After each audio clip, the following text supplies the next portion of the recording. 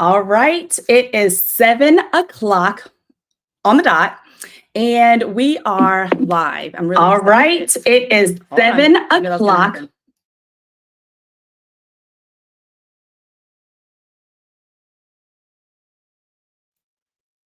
It has been a long time since I have done a collaboration over a competition virtual live.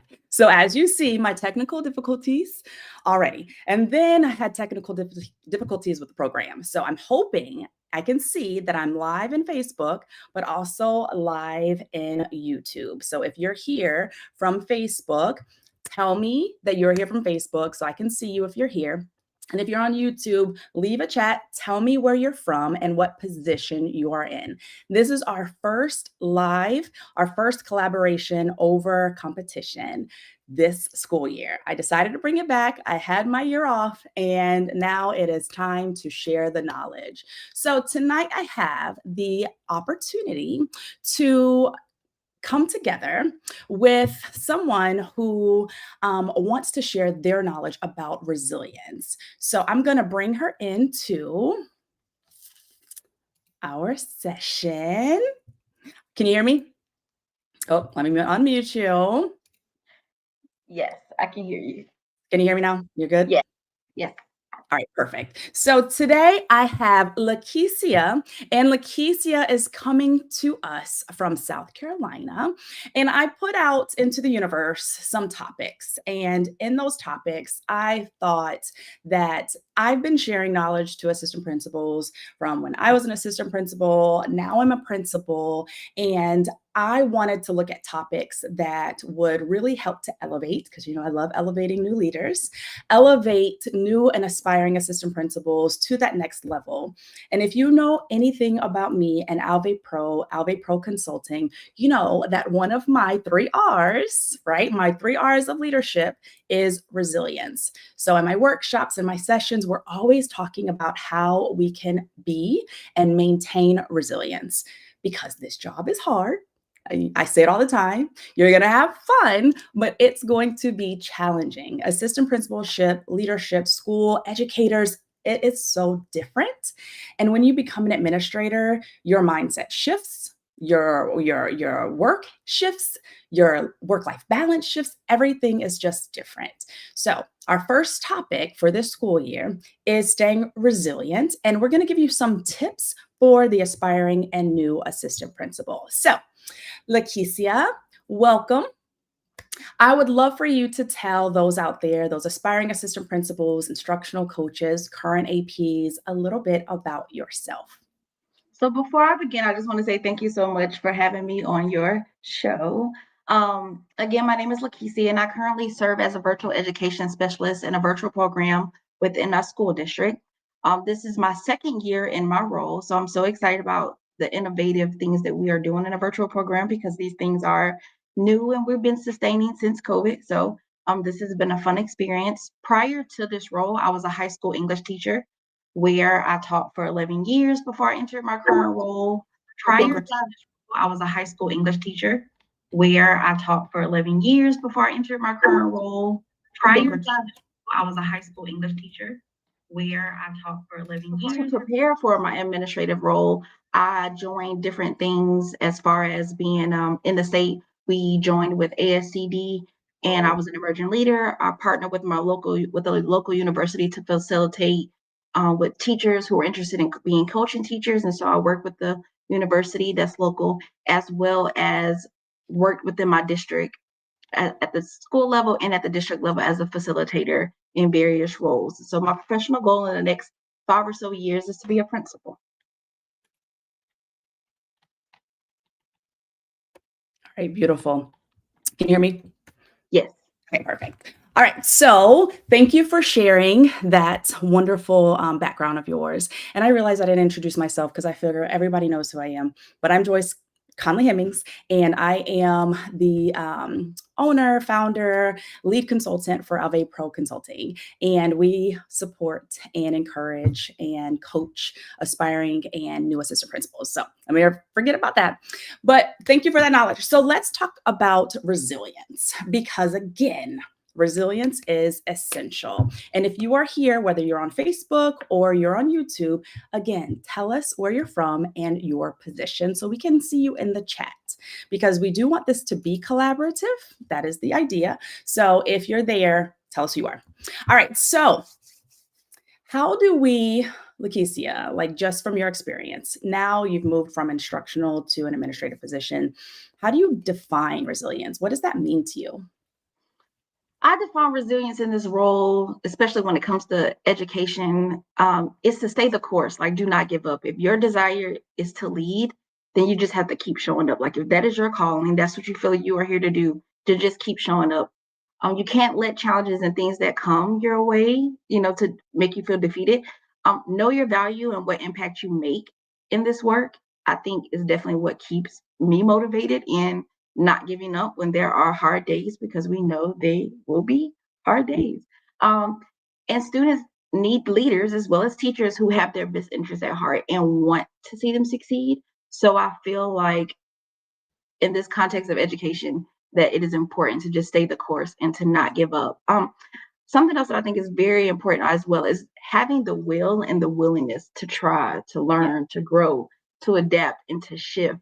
So I really truly feel like if you don't have the willingness to do those things and to go with time, and to even still, put your teacher hat back on, or, what it's like to be in various roles from, although I am virtual, and would love to go back into the building one day, I also think about like, what is the role of a janitor? What is the role of the cafeteria worker? What is the role of the hall monitor? So, you're wearing those many hats. And although you may not perform those roles, just knowing that what it's like to be in a position where you're not leading just teachers, you're not leading just students, like you're leading the entire school. So, but having the willingness to meet people where they are, to try to learn, to grow, to adapt, and to shift, and to follow time, because this new age of AI, it's not going Yeah. anywhere. So how can we use that to our benefit, to help us grow?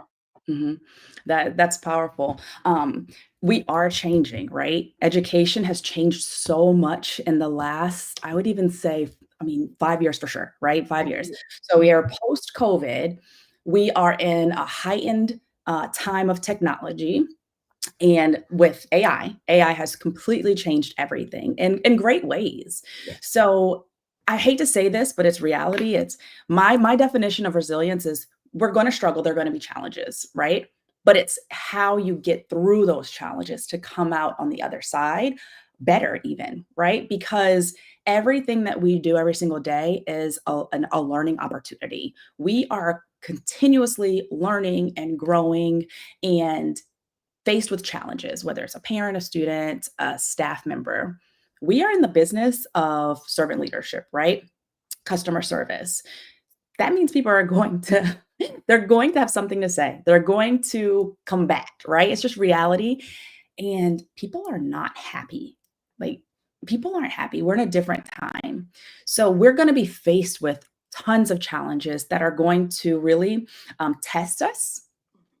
And so I always tell leaders that it is okay to do something for yourself in order to push through it. You're not going to be able to change it, but you have to push through it, because if you don't, you are going to burn out and you're probably going to quit. And my job is to help APs stay in this job and hopefully become a principal. So you have to come out on the other side even better. How Give us an idea or a thought or an example of what that could look like. Like, how do we persevere and push through something that's challenging? So the first thing I would say is a lot of self-reflection. You got to be honest with yourself about what's going on, what's happening, how you handle the situation. Um, be open to different perspectives. Like, don't just look at it from through your lens, but also be open to looking at it through the lens of everybody that's involved. Mhm. And I think it also takes, also like if there is a problem and you did play a role in it, being honest with yourself of like, hey, I could have done this differently. Yeah. We're all human. We don't always get it right, but at least we can try to get it right. So I feel like that's one way. I think another thing is like being able to identify your locus of control. Like, Mm. what can you control in this situation? And if it's something that you can't control because it's something that the district pushed that down or that the state pushed down, understanding that those things aren't in my control, but what is in my control is how I show up and how I do this work. And if I'm going to stick to the value of what I know I bring, then the idea is that I can only bring the best version of myself and only do, the best thing that I can do. I think also kind of like what you said, like you have to push through, but realizing like this work I can put down and I can pick up later. Ooh, School is going to start ooh, tomorrow. So knowing that when to take a pause and that the pause needs to be taken. yeah, And granted, it may take practice, but knowing that you have to put the work down. Tomorrow is another day for the work to be done because the work is not going anywhere. Those same students are going to walk through that door. That same parent that probably bothers you is going to call again. And so it's just, hey, I can handle this tomorrow. I can do this another day because like as they say, you can't pour from an empty cup. pick up. Amen. And so just being able to recognize when it's important to pause. Correct. I agree. I agree. I'm pretty transparent when in my life, like my professional life, when it comes to how I push through in certain things or how I'm not okay in certain things, in certain aspects. I have learned that, which is why one of my 3 R's was resilience, because lifes. And if you allow it to tear you down, it will. Like that seems like that's just the goal for a lot of things. But as an assistant principal, I was an assistant principal for, I said 7 years. I believe it was 7 years. And I never took a vacation. I never took a vacation. I worked and worked and worked. And this year I took a vacation. I was like, and I took 2 weeks off and I'm preaching. And I probably should not have said that because I've been preaching self care for 3 years, right? Taking care of yourself, putting yourself first on your to do list, all of these things. There's my slogan. And I was not taking a vacation. Now, or when I became an assistant principal, I was doing that whole, well, all administrators stay late. If you don't stay late, you're not a good administrator.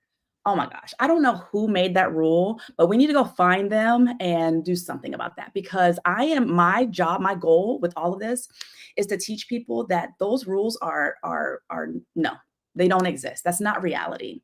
You will get the work done. It's the systems and the organizations that help you with that.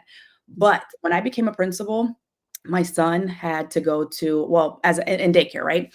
But when I became a principal, I knew that I had to have a cutoff time or else I could be there for hours. I could be there on the weekend, right? You could do a lot of things, but you have to, like you said, learn when to cut it off because the work, it doesn't end. It never ends. Like it's just reality. It's always going to be someone, and it might be Miss Smith in the office again, like you said, the same one ready to talk to you the next day. She's gonna be back. So go home and take some time for yourself, right? To mentally prepare for Miss Smith, who's going to curse and yell at you in the front office. But I digress. So, but it's powerful. Self-care and knowing when and what you can and cannot handle is also key. Yeah, If you know something about yourself, don't put yourself in that situation. right. You're right. That's why I said self-reflection is key. Like you have to be honest with yourself, and then you know that this is going to take you over the top. I just need to walk away, give it 24 hours, and I can come back and revisit. One thing that I've been practicing towards the end of last school year, and as I prepare for this school year, is affirmations. And one of the things that I Mm, say to myself consistently is that I want to lead with kindness, lead with grace, and lead with empathy. And I yeah, think as long as I keep those thoughts in my mind, then I feel like I know that those are the reasons why I show up. And yeah, when a teacher's upset about something, that I'm leading with empathy because I want to understand what they're going through. If a parent is upset, I want to lead with empathy. If me and my coordinator or my boss don't necessarily see eye to eye, or they're not understanding what I'm saying, then in that way, like, it's kind of like coaching up, but in a way of leading with grace, as in, hey, you know what, it may not be going the way that I would like for it to go right now. However, maybe they're not understanding what I'm saying right now. However, it doesn't mean that you have to give up on that, but just understand that it may take some time to get them to see your point of view, or to take some things that you might say into consideration. And then when I yeah, think about leading with kindness, I just want to be kind. And I feel like if we're talking about retention and we want to retain, whether it's teachers or retain admin, the idea is that at the end of the day, we just want to be kind because everybody is going through something. And so in my mind, I'm constantly telling myself, lead with grace, lead with kindness, lead with empathy. Mhm. Yeah. So one of the things that going into a new school, especially in a new position, you're going to be tasked with getting to know multitude of personalities, right?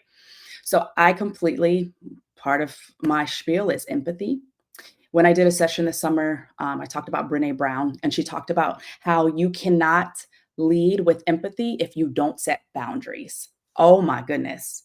When I Yeah. was preparing for that, I said that is huge and powerful because we often feel guilty about setting boundaries. But if you don't, there's no way that you can be the most empathetic or understanding or kind person because in my head, and I think about that when I try my very hardest every single day to walk into the building with a smile on my face. And I've heard people say, "Oh, she's always smiling." You don't need to know that I'm dealing with something, right? Right. Unless I want to tell you that. You Ex- don't need to do that. However, we're human, Yeah. okay? So nobody's perfect. This smile sometimes just goes away, and then I'm not realizing that. Right. But something happened in my life or in that moment, or I'm upset or frustrated or stressed about something, whether it's work, personal, whatever, Hmm. and I'm not able to be that person that I want to be. I'm not able to be as kind or as bubbly or as empathetic because I didn't do something for myself. I didn't set a boundary somewhere that allowed me to be empathetic. Ooh, Yeah. That's yes. good stuff. Yeah, that is good, right? That was good. I said, "Oh my goodness, dang, that is so right." So, if I don't set that time boundary, like I'm leaving here at 5 o'clock, 5:15 at the latest, Mhm. then I'm not able to get things done, go to the grocery store, cook dinner, something like that, right? Right. And that's not fair to my family or my mental health. Right. So, and if I can't do that, right, or if I can't be there for my family, then I'm gonna feel regret or feel something, like I'm being a bad parent, and that's Right. gonna trickle down. Right. Oh my gosh. People don't realize how much we are in control. And I want to say kudos to you because when I hear you speak, you're always talking about what you do, Yes. what you can do, not what other people did to you. Right. So, part of being resilient is not having that victim mindset, right? Mhm. You can't That's have that victim mindset either, or no. it's always going to be something negative, Yeah. right? Yeah, I agree. All right. So, do you know, like, just off the top of your head, like, what is the most challenging situation that someone had to push through and show that resilience so that they could come out on the other side? Because I hear a lot of stories, whether they are mine or others, I hear a lot. And then sometimes I hear it and it just gives me the oomph to continue, right? Or to say, you know what, if she or he got through that, Mhm. my situation isn't that bad. Or if she or he got through that, I can do it too, you know? So Yeah. some of those situations, they're extreme and some of them not so much, but that doesn't mean that you allow certain things to push you because this job will push you, whether, like I said, parents, students, your boss, your supervisor, your principal. I'm a principal now, but I've been an AP for um, three principals and four. And all four of them were very different, Yeah. right? So, Right. do you know of a situation I was like, "Oh my goodness, I can't believe that person got through that?" Yes, the first one that comes to mind, because I know that maybe majority of people that are watching or listening are in the building. So probably like the most interactions that they have are of those who are dealing with parents and those irate parents, and they're like, oh, they're so disrespectful. And so one of the things that I remember before I got into education and getting my degree, was working in an elementary school in the front office, and the principal said, parents are sending us the students like the best that they have, Yeah, right? yep. All they got, right? And so I'm like, okay, all right, that's all they got. They're sending us the best that they have. But they're so also understanding that they are parents, Yeah, right? And that when parents yell, when they get upset, when they're mad about something, and I'm not saying that it gives anybody the right to be disrespectful, but what I can say is that they are parents. And I am a mama bear. And I know that yes, I wear my teacher hat, my admin hat, my educator hat. I want to be professional. I don't want to get upset. I want to understand all the avenues, but I am a mother first. yeah, And so, even though we may not agree with how a parent handles a situation, about them being disrespectful and, speaking poorly about people, about the school, and about the district. These are people, kids that we're dealing with. Yeah. And so when I think about that parent that comes in and they're tearing up the front office, or, that I've heard people experiencing, or, I have a friend in a neighboring district that's like, I got cussed out 5 times today, Right. and it's like, I understand that you're upset and that you may have wanted to have choice words as well, but these are people's kids. Yeah. And I would be concerned if they weren't upset, because Yeah. at the end of the day, like, you want parents that love their kids, even though we want to correct them and say, this is not the best way to handle the situation. These are these people's kids. And I feel like that keeps me grounded when I'm dealing with a parent. And not that they have to agree with me or I agree with them or like how they handle it. Something that keeps me from getting upset is reminding myself, these are parents. These Mhm. are kids. And we want parents that are going to fight for their kids, even if they're wrong. And Yeah. when I think about strengthening relationships, because we want parents and students to have a great relationship. And granted, it's not always our role to do that, but when we notice that there's, we know that when parents are involved, success happens, and things increase when education success increase. And so to keep in mind that you don't want put parents in a situation where they have to come, argue with their kids in front of you, where their child feels like, hey, they're my parent doesn't even care about me because they're not even listening to what I'm saying. So don't put, parents in a situation, parents and students in a situation where they have to fight against each other, but in a way of like, hey, this is the problem, let's address it.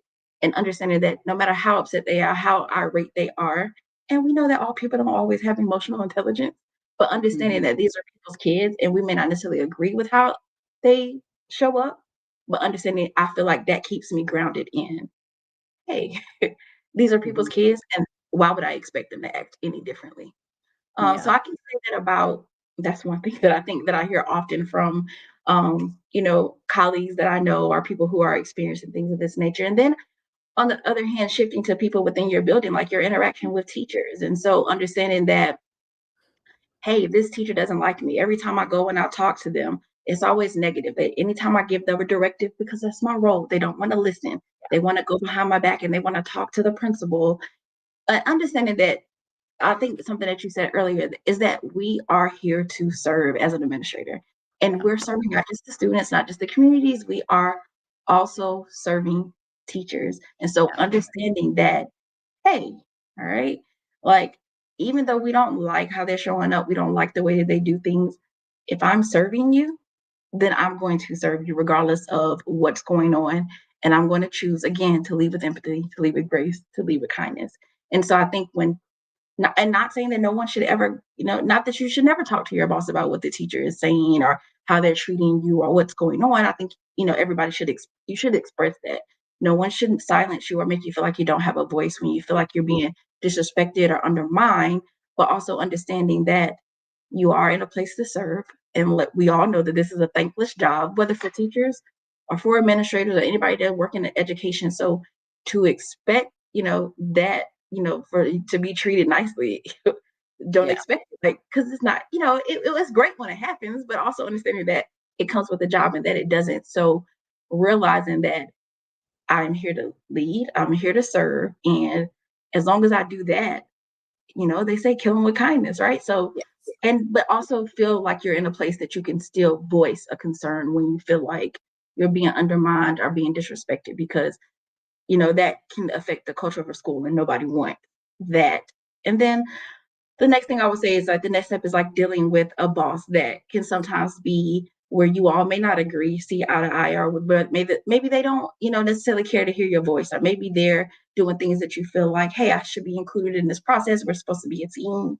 We're not. Mhm. Hey, I feel like you're leaving me out. And so it could be things like that. And realizing that in those circumstances and in those situations, like, I would say for me personally, even no matter what the circumstance is, like, you want somebody that you can talk to that can offer a different perspective, and not in a place of complaining about what's going on, but more so of, hey, here's a situation. Can you offer me a perspective or a different way to look at this situation before I respond in a certain way? Yeah. And then also, sometimes when it comes to working with a boss or a principal, like, it doesn't matter if you decide to do things differently, or you can just probably sit in a room and not say anything. It's probably something that's still going to be a problem. But also not feeling like because it is your principal or it is your, main person that you report to, that you can't say anything. Yeah. And understanding that your feelings are valid and your feelings are real. So I know a lot of people shy away from going and speaking to HR, but my advice to that would be nothing has to ever be formal, but Mhm. their HR is there, I believe, to be a resource to help navigate you through the process, because HR is not going to want to have any issues. So even before a formal complaint is filed or a grievance is filed, I think what is important is to seek someone above your boss. And it could be HR that says, like, hey, I'm dealing with something. I just would like your advice on the situation. And then they can help you navigate that process. But don't ever sit in a situation and just continuously be mistreated and not valued, and then it just causes you to, again, if we're trying to retain assistant principals to Mhm. one day become a principal, like, we have to give them a space to say, hey, when you're not being mistreated, when you are being mistreated, when you feel like you're not being respected, to feel like there's a space where they can go and, talk to someone without it being some type of repercussions. But what we can't do is silence people in this, Mhm. in this work. Yeah. We're sitting here fighting for student voice, but shouldn't just be student voice. It should be teachers' voice. And teachers, that's what they're advocating for right now. They want teachers' voice. They want their inputs to be heard. So Mm. same thing when it comes to administrators, district personnel, like, they also have to answer to someone too. So um, never feeling like you can't express yourself in any of those situations, understanding that whether you're upset for some reasons that you feel are valid or not so valid, that how you feel is how you feel. And I know it's all about emotional intelligence. We want to be professional, but like you said before, like, we're all humans. So when I think about those main, interactions with people and how do you persevere, and like you said, it's all about how you choose to handle things and go about, dealing with these things. And ultimately, like, you have to change yourself before Yeah. you can expect the outside sources to be impacted and to also, change for the better. Yeah. How many times do we say that to children when they're having conflict? We say, Right, "Well, you can't control Johnny, right? You can only right, control yourself, right?" right, It's so right. true about adults as well. But I do want to hone in on something that you said about people not feeling silenced. I always look at the approach, and that's why I try to get people before they become assistant principals, right? Because you just don't know what you're going to walk into. Right. Not every principal is created equal, right? Just reality. You're going to have different types of principals, whether they leave you out of the loop. I remember when I first became an assistant principal, I had a wonderful principal. She was very knowledgeable. I'll always say that. But there was a time where she told me to leave out of the room and she left the coaches. And to me at that time, I didn't understand why. In hindsight, now that I have grown, I've learned, I've experienced, and I've sought advice, I didn't need to be there. I didn't need to be there. But I say that to say it's in the how. Right. Okay. It's in the how. So when I was a coach, I had a principal who she said, Joyce, you know what I love about you? And I said, I don't know. She said, you are always professional. You cannot tell who you don't like in this school. And meanwhile, I'm sitting there like, I don't like her, I don't like her, I don't like her. But Yes. I that always stuck with me because I think that's important. Yes. Now, I okay, you aren't gonna like everybody. Everybody's not gonna like you. It's Right. reality. But Mhm. it's very important that we remain professional at all Absolutely. times. So Yes. let's say someone is being people are disrespectful to me all the time at the Right. principal. I don't know. Respect has gone out the door. Sometimes we close the door and I'm like, I would have never talked to my principal like that, right? Right. Right. Or just question something. And it's just like, I would never Mhm. have done that. So, but different times, different generation, different supports. Okay. Anyway.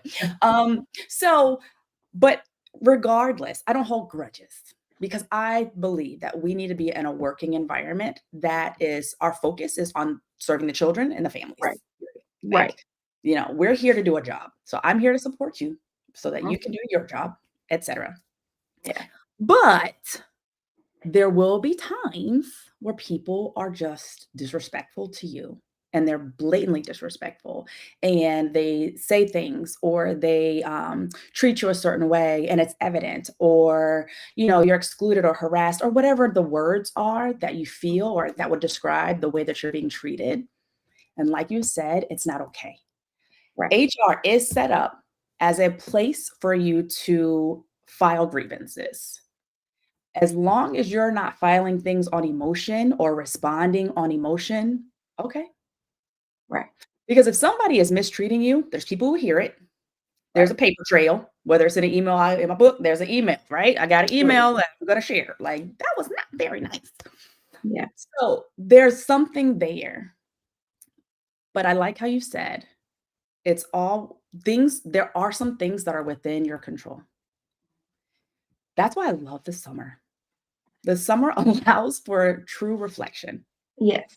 So this is the time before you go, if you're a second year AP, you're going into your second year. This is the time that you take a look at yourself.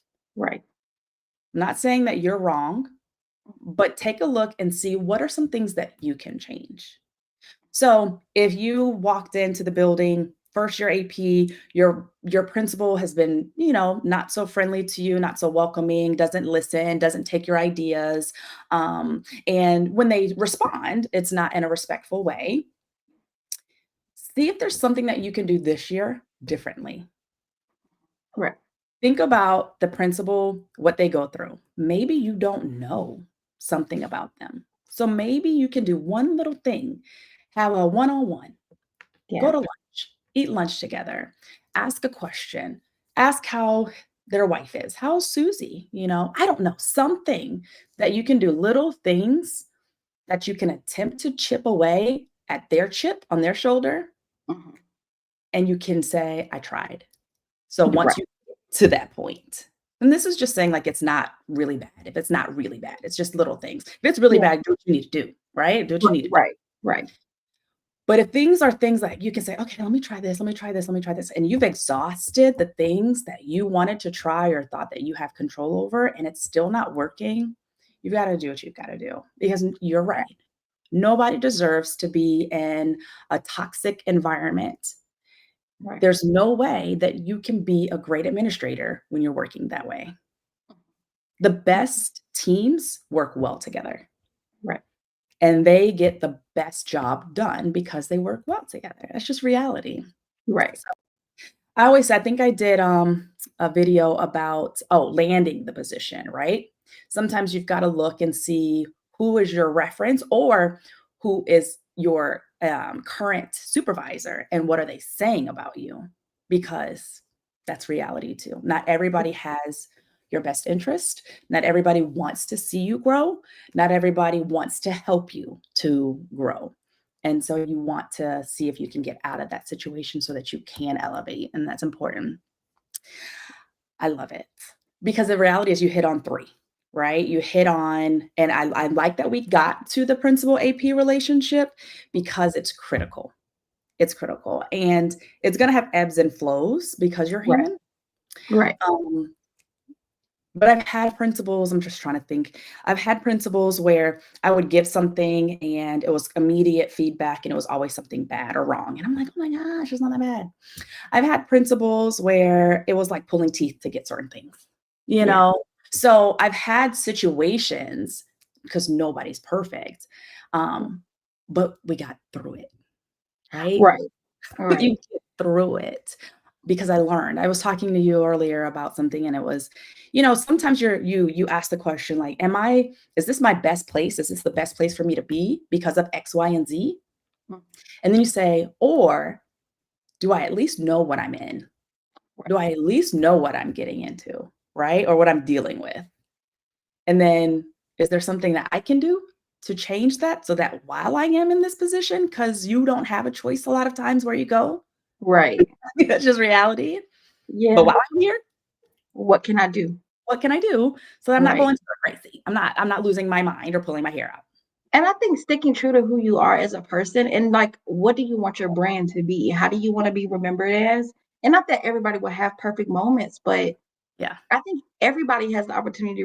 Granted, now we are in a culture of we are cancel culture. Yeah. However, Yeah. you know, I think everybody has the opportunity to like rebrand themselves. And you may start one year and you're thinking that you're going to be like everything is all great, and then you're like everything is not all great. Like I have to, I can't be everybody. I can't be all the teachers' friends.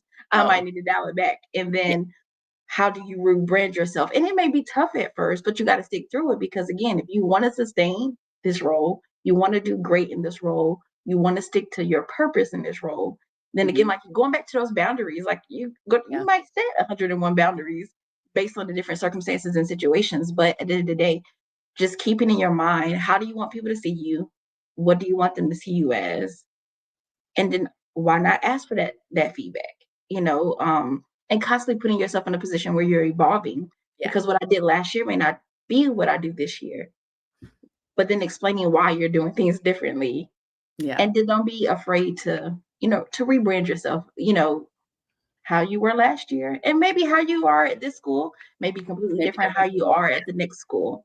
And that Yes. all has to play in culture, demographics, and things Yes. of that nature. So, so when you're again focusing on what you can control and what you can do to sustain being in this role, it is about keeping in mind that when I am mistreated, when I am, and it may be all emotional, when I am Mhm. all of these things, I think one thing that will keep me also grounded is who am I? How do I Mhm. want to show up? And then reminding myself that that is who I need to be true to who I am Yeah. and what I want to do. So I think, you're not going to yell back at that teacher or you're not going to, you know, curse back at a parent because what you're remembering is how I choose to show up in this situation. And so Yeah. we all know that one situation can, it may take 1,000, a thousand good to fix the one bad. But, again, like you said, don't hold grudges. Like Mhm. don't Yeah, hold move grudges, on. but it's Mhm. important Yeah. to also move on. And Yeah. so, putting yourself in a position to, I feel like keeps me grounded is remembering who I am and why I do this work and how do I want to show up Yeah. and how do I want people to see me. Mhm. And as long as I keep those things, in the forefront of my mind, I feel like it helps me maneuver and Yeah. make certain decisions. I agree. There's like the little talk around town about me, right? And the first year as a principal. And then people are saying, I think next year she's gonna be meaner. I'm like, okay, she's so nice, right? And I'm sitting here like, dang, well, first of all, I'm not a mean person, so that's not gonna happen, right? Because that's not who I am as a person. Right. Right. However, yes, every year you've got to learn and reflect and grow. And there may be some things I didn't necessarily address that I may have to address because I saw that Right. it was a crack in the system, but I'm Yeah. not going to be mean because that's not who I am. So you're right. You just have to be true to who you are, right? Whoever you are, whoever you want to be. And then I'll tell people your reputation precedes you. Absolutely. School to school to school, people talk. Yes. They hear little stories about you and they prejudge you. And then you're now in this situation where people are thinking of you as a certain whatever, right? So you have to make sure that whenever you're faced with a challenge, you handle it with grace. Right. One thing that I can't remember exactly what was happening at our school this year, but my AP said something. She said, I want to lean on the side of like just giving them grace, you right? And believe that their intentions are good. And I put that in a newsletter because Yeah. we're working with people and not everybody is going to have your same moral compass. Right. And so, but that doesn't mean that they're trying to be bad or trying to just be Right. disrespectful or combative. Like give them the opportunity to show you who they are, but also know that people are dealing with certain things. So we're gonna lean on the side of like grace, giving Right. people an opportunity to just or to be understanding, and that's that empathy piece. Because if not, you're just gonna pull your hair out. Yeah. So when I used to teach my high school students, it was always about like, how do you make, English relevant? And so I Mm, used to tell my students when I would teach them about characterization and different types of characters, I would always say, look, I don't care if you remember anybody from this book, but let me tell you this. Think about all these people we are encountering as we read. What qualities do they have? yeah, What are their motives? How do they respond? How do others respond to them? And I would say, so that's going to help you deal with your Aunt Jackie. That's yeah, going to help with you deal with, your uncle. This is going to help you deal with a peer that you may not necessarily get along with. Oh, you got to work in a group with this person. Hey, this is what you know about people who tend to act this way. And so my students used to be more involved in learning about it because it wasn't so much about the characters in the story, but more so of like in real life, you're going mhm, to encounter people with so many personalities. But I feel better in them knowing like people who are this quality tend to move like this, this, this, this.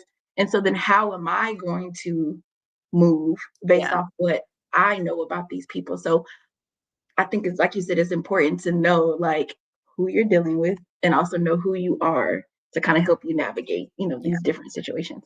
So let's say you're facing a situation middle of the day, okay? The school is running, everything's happening, and I'm just going to throw this out, but your principal disrespects you, right? As an assistant principal, your principal disrespects you. You're in front of everybody. That's happened to Mhm. me before too. Oh Yeah. God. But you were disrespected in front of everybody. What do you Mhm. do? Like, what's your advice for someone? Because there are so many people going through that, and that's reality. What would your advice be?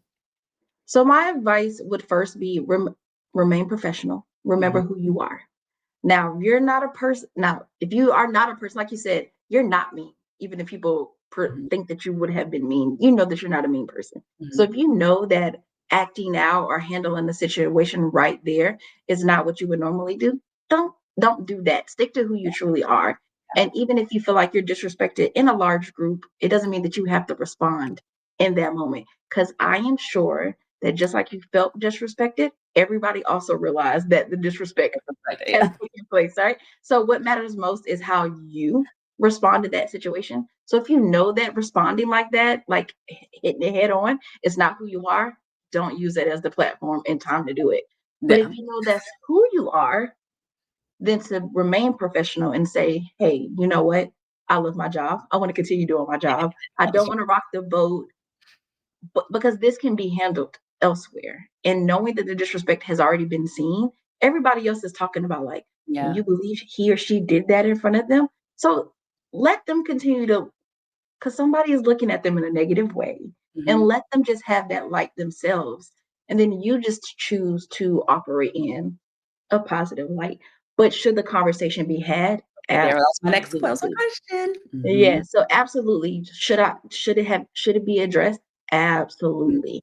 So I Yeah. have been in situations where, say, we had a conversation about how we want to run this professional development. We agreed to the professional development. I'm leading the professional development. And in the middle, a teacher is like, well, I don't want to do that. And then the principal is like, well, you don't have to. And you're like, wait a minute. Like, we discussed this. I thought we were on the same page.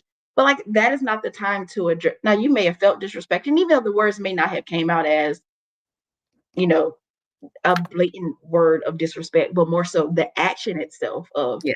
the teacher complaining, saying, I don't want to do it, and the principal saying, okay, that's fine, then don't do it. It disregard what I just said and what I know that we agreed on in private before this Yeah. happened. So Yeah. you feel undermined, not Yeah. necessarily something had to you didn't have to be disrespected verbally, Yeah. but Yeah. that you were undermined in that moment. But addressing it at that moment in time is not the best It's not gonna yeah. time. It's Yeah. not going to change the situation, Yeah. besides make it worse. Yeah. So, but going back and saying to your principal, hey, you remember when this happened? This is how I felt in that moment. Now, Mhm. I would hope that the principal would say, okay, Sorry, I didn't mean I'm to. sorry, Mm. that's not what I meant. Mhm. Or, hey, I may have just responded too quickly. You know, teachers are going through a lot right now, and and let them provide you with a reason. And so give them that, give them the opportunity to explain. Now, if they're like, I don't know what you're talking about, it's not a big deal, then maybe the conversation can be like, hey, I think it would be best if when things like this arise, can we handle it this way? Because Mhm. they're not thinking of a solution in that moment. But if you know a solution that will help make this relationship work and to be better and that doesn't happen again, then offer that solution. You know Yeah. what's not going to make you tick and what could make that situation to keep that situation from happening again. So Yeah. I would hope that any professional and any person will be willing to hear someone out and to say, hey, you're right. I can understand why this was perceived that way. And then you Mhm. offer a solution so they don't have to think of one. So Yeah. that's one less thing your principal has to think about so that you're able to say, but hey, in the future, I understand that, this is your school and you're running it. I'm here to assist you Mhm. as assistant principal, but to say, hey, can we handle it in this way moving forward? And so I would love to say and hope that principals would take heed to that and move accordingly. Now Yeah. if that continues That's to happen. always the truth. Right. And if it continues to happen, then again, like you said, going back to the paper trail, Yeah. and then again, like I said, if it gets to a point where you feel like you have to talk to HR before filing a formal grievance, I think you can go to HR and say, hey, I am dealing, because they're also there just as a resource again, and to Yeah. just say, hey, I'm dealing with this. How can I move on? And how can I get through this? Yep. And I know that sometimes you feel like principal has their clique and they rely on each other. And I can't talk to another principal because that principal might tell my Yes. principal that I said this. And even among assistant principals, like you may not feel like you have anyone to Oh. talk to because Mhm. they're going to talk. So I feel like HR could be a safe, you would hope, You would hope. because they're supposed Mhm. to confidentiality. So you would hope that, and again, like you talked about at the beginning, like these systems are here. These systems are, to hope to work. Mhm. HR is a system that we hope works. So I think just having not shying, you can't bottle that in. If you feel disrespected at that moment, don't address it, but it should be addressed. And if you continue to bottle those things in, you are a ticking time bomb. And Yeah. I wouldn't want anybody to be in a situation that at the time that they explode, it costs them an opportunity to stay Correct. within the district, to get another job. And if this is your calling and this is the work that you want to do, you don't want to put yourself in a situation that jeopardizes you being able to have the opportunity to do this work. Correct. Because it's not always what you say, it's how you say it. So Absolutely. it is reality. I had a situation, it wasn't me. It was, well, don't say any names, but that person felt disrespected by a teacher in front of parents. And for me, it has taken me years to grow into acknowledging certain things and not just like pushing or, pushing it under the rug, slipping it on the rug, but it's still one of those things that I'm trying to get better at. So it's like if I see something, I need to address it because you just can't continue to let something fester Right. and then you're resentful and then Right. you just naturally hold grudges or you just, you know what I mean? So this person told me what happened and I'm like, "Oh no, I cannot believe she did that." Right? So there's always one of the things that I've been told is that I have a gift of telling people they're wrong without telling them that they're wrong. But I've gotten a lot better with just asking blatant, like, did you do this? Oh my gosh, I heard XYZ, but it's not so that, okay, now it's coming from the principal, you're in trouble. It was more of like, hey, help me understand because I heard this happened and we can't do that. It's Right. the how, right? Explain Right. to me what were you thinking? Like, what were you thinking? All those parents were there and they heard that. So it's just the how. That person walked right out and apologized. Right. Now, if I would have been like, "Hey, you don't do that. That's not what you do. You don't do that." They probably would have felt completely different, right? Because now I've Right. attacked them. So it didn't help the situation. So it's in the how that you handle situations or I hate to say discipline, right? Or correct, right? Right. You Mhm. correct things, but if it didn't get addressed, then now, you know what I mean? It's just we're still talking about it, right? Right. But it's very hard sometimes to not react. Right. So you have to, and one of those steps of being resilient is to take deep breaths. Right. Take deep breaths, take time. Not everything has to be addressed right away, like you said, in that Mhm. moment or even that day. Right. It is okay because we like to do keyboard warriors, right? Right. You get behind the Right. keyboard, you start feeling good. You think you can say everything because you're not confronted with the person in front of you. Right. But that doesn't all because now you've got the paper trail and Right. now you're just as bad as them. Right. So part of resilience is to just take deep breaths and then ponder and think and reflect and Right. then formulate your words. And we talked about this earlier, AI, Oh, okay? yeah. Yes. Yes. Is your That best friend. is your best friend Best because friend. I have had to send and I have sent more types of emails this year using AI Mhm. because I wanna make sure that I'm not being a certain kind of way or I'm not coming off because people read tone incorrectly in emails and just Absolutely. Yes. so like the other day, I sent an email and I had to be direct. I was disrespected and I had to say XYZ next time. This is XY. I expect you to do whatever. And so I was like, hey, is this too mean? So it's like you can prompt AI to say, direct this email or rewrite this email for someone who's sensitive. Right. Now you've built relationships, you know your people. So you know who's going to take something and run left with it. You know Right. who's going to take something, go tell everybody, and now it's a big thing and it shouldn't be a big thing. Right. So you have to you have to make sure that what you're saying Mhm. is you're meeting the person who they are and how they're going to receive it the best you can. Right. Put it in AI. Yes, I agree. Soften it for me, please? Thank Yes. you. Be direct but kind. Yes. You can tell it to do something, look over it, and then send it the next day Right. once you've processed it. Because when you go to HR and you're saying, Miss Jones, Mr. Smith did XYZ, treat me this certain way. And then they say, well, they got to investigate, Right. right? And then when they investigate the situation, they're not your side, their side. It's hopefully on the side of truth. Right. So now when you have this nasty email that was sent back because you were so upset, that's not going to help your case. Right. So Right. resilience, pause, reflect, take some deep breaths and give it some time. Yeah. Give it some time. Yes. And then I always tell people part of resilience is closing your door and crying. That's it. Yes. We were always like, have you cried yet? Yep, I sure did. I cried already. You will cry and it's okay to cry. And it's Now, okay. don't be a ball of tears in front of everybody. Close your door. Right? Take your 5 minutes, Yes. brush it off, and then try to move on. Yes. But that's part of resilience, right? Absolutely. Or if you journal or you put on some music that relaxes your mind or lifts your spirit, whatever it is, if that's what you need to do, those are tools that you can do. Journaling, listening to music, meditation. There are meditation apps that Right. people can use. Mhm. It could be as simple as a scent in your office, So those are things I think that we gave the people great tips, great thoughts, just processing that and know that you're not alone. We have Absolutely. been through certain situations. We haven't as well. We will go through certain situations. Your challenge is coming. In the school year, you want to be set up for success where you can push through those challenges and come on the other side better than you were. So I am so grateful for your time. And it is a Wednesday night. It is time. I know we're both on the East Coast. So therefore it's getting dark. And I just want to let you guys go.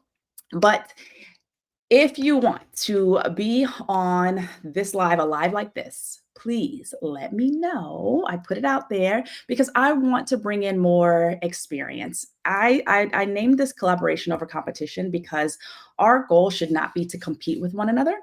It's naturally going to be a competition because there's only certain seats, right? If you're moving up from a teacher to an AP to a principal, there's only a number of seats, right? So naturally, that's there. But it doesn't mean that we can't learn, grow, and collaborate because we need to collaborate together. So this is an opportunity for us to do that. So whether you're an aspiring AP and you have a story, a veteran AP and you have a story, I want to hear from you. So you can email me at joyce@alvepro.com and let me know you want to jump on a collaboration over competition virtual chat. And hopefully we can do some more of these. Lakecia, I am so grateful for your time this evening. And thank you guys who joined us. You all have a great night.